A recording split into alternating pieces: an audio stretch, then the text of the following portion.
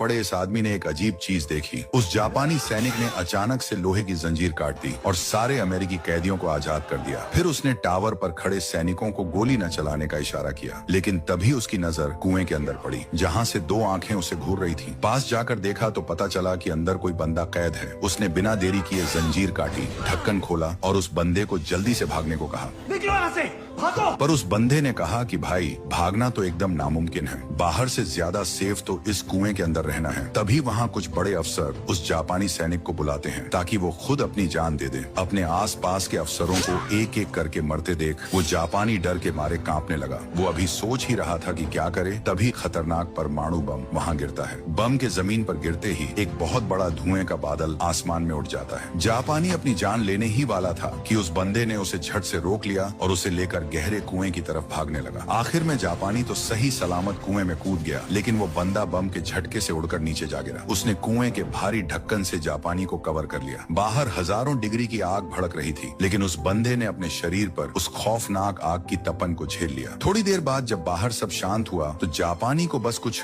खरोंचें आई थीं, लेकिन वो बंदा बुरी तरह जलकर राख जैसा हो गया था और हवा में गोश्त जलने की बदबू आ रही थी। पर इसके बाद जो हुआ उसे देखकर जापानी के तो होश ही उड़ गए। वो जला हुआ बंदा देखते ही देखते बिल्कुल ठीक होने लगा और वो कोई और नहीं, अपना कभी न मरने वाला वुल्वरिन था। जापानी बुरी तरह डरकर भागने लगा, पर वुल्वरिन ने उसे रोक लिया।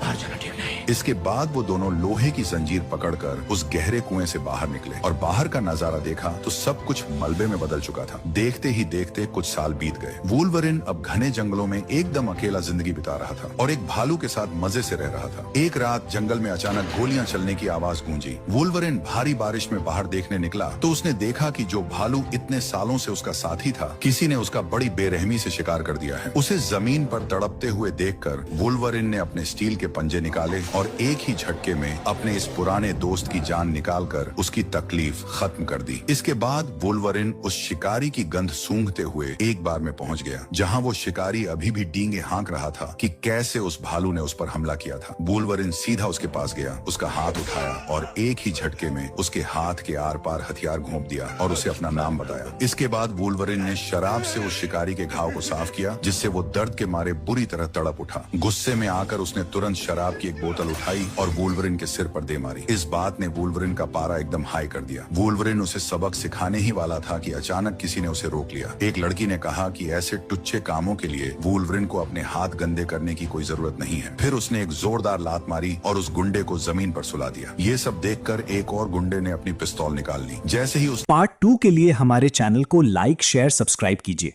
अगर ऐसा वीडियो देखना चाहते हो तो।